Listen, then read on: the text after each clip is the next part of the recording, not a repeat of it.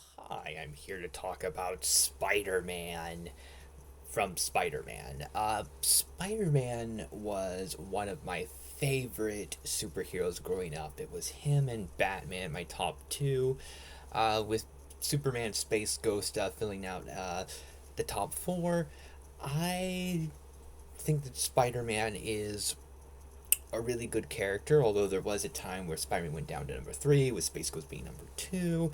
But I think I continue loving Spider-Man. As time has gone on, I've felt really strong personal attachments to the Batman franchise. So, uh, Spider-Man doesn't really stand a chance against Batman anymore. There was a time where Batman and Spider-Man were pretty equal for me, but I don't feel that way anymore.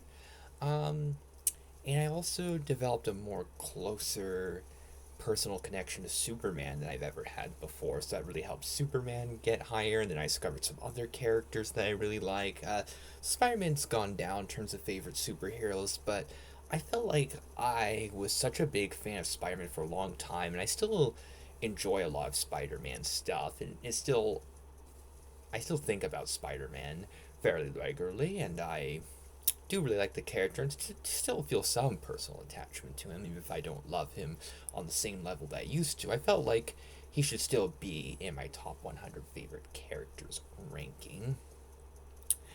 And I think that he's 87 on the list, so not super high considering Spider Man was likely one of my top 10 favorite characters uh, for a while, but I still think that's not too bad. And I could certainly understand if 87 seems too low.